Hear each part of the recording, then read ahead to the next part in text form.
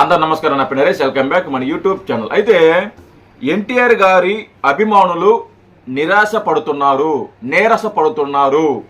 నేను ఈ వీడియో చేసే ముందుగా కొంతమంది ఎవరైతే ఎన్టీఆర్ గారి డైహార్ట్స్ అభిమానులు ఉన్నారో వాళ్ళతో మాట్లాడిన తర్వాతే నేను ఈ వీడియో రికార్డ్ చేస్తున్నా. వాళ్ళు చెప్పిన మాటలు విన్న తర్వాతే నేను ఒకసారి క్రాస్ చెక్ చేసుకొని నేను ఈ వీడియో చేస్తున్నా.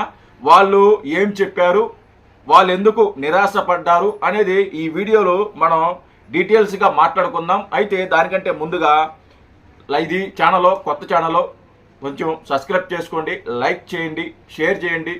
సబ్స్క్రైబ్ చేసుకోవడం మర్చిపోవద్దు. అలాగే లైక్ మాత్రం చేయండి. మీరు సబ్స్క్రైబ్ చేసి లైక్ చేస్తే ఇలాంటి వీడియోలు మరిన్ని చేయడానికి నాకు ఇంట్రెస్ట్గా ఉంటుంది. కాబట్టి కొంచెం సబ్స్క్రైబ్ చేసుకోండి.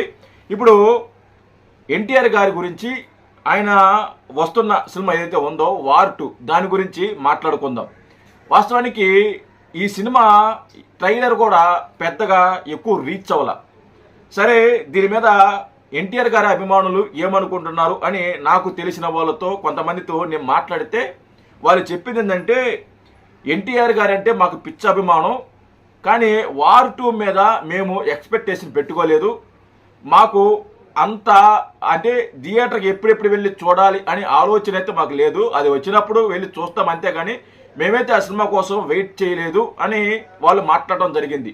నేను ఎందుకు మీకు ఎక్స్పెక్టేషన్ పెట్టుకోలేదు అని నేను అడిగితే, అది ముఖ్యంగా తెలుగు సినిమా కాదు, సో అందుకోసం మాకు ఇంట్రెస్ట్ లేదు.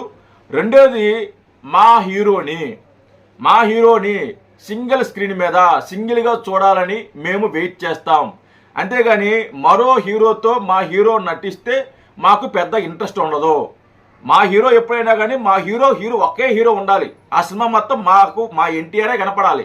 ఆ సినిమాలో మరొక హీరో కనపడిస్తే మేము దాన్ని ఎక్స్పెక్ట్ చేయలేకున్నాం. ఆఫ్టర్ ఏదైతే RRR తర్వాత RRRలో ఎన్టీఆర్ గారి అభిమానులు డిసప్పాయింట్ అయిన మాట వాస్తవం. చాలా వరకు డిసప్పాయింట్ అయ్యారు.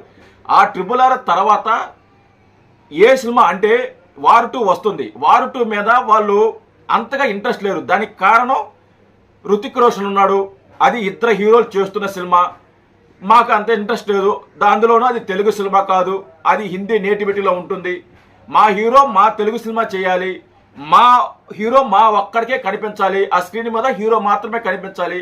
అంతేగాని ఇద్దరు ముగ్గురు హీరోలు ఉంటే మాకు ఇంట్రెస్ట్ ఎందుకు ఉంటుంది అని చెప్పేసి వాళ్ళు కొన్ని మాటలైతే చెప్పడం జరిగింది. అయితే వాళ్ళు ఎందుకు ఇలా మాట్లాడుతున్నారని నేను కొంచెం క్రాస్ చెక్ చేసుకున్నా. అసలుకి ఎన్టీఆర్ గారి సింగిల్ సినిమా నటించినప్పుడు ఏ విధంగా ఉంది, వార్ 2కి సినిమా ఏ విధంగా బజ్ ఉందని నేను ఒకసారి చెక్ చేసుకుంటే, దేవరా సినిమా నేను తీసుకున్నా. దేవరా సినిమా ట్రైలర్కి వారు ట్రైలర్కి నక్కకి నాగలోగానికి ఉన్నంత తేడా ఉంది. అసలుకి దేవరా ట్రైలరు 49 మిలియన్స్ వ్యూస్ వచ్చేదానికి, 49 మిలియన్స్. అలాగే 7,87,700 మంది దాన్ని లైక్ చేశారు.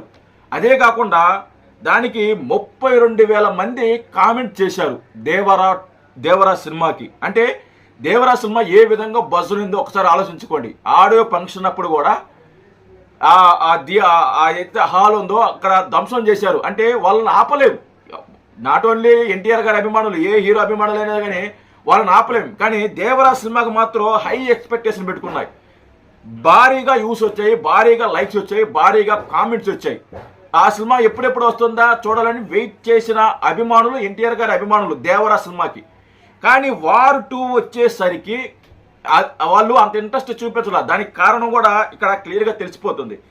వార్ 2 ట్రైలరు 29 మిలియన్స్, 29 లక్షల మంది దాన్ని చూడటం జరిగింది.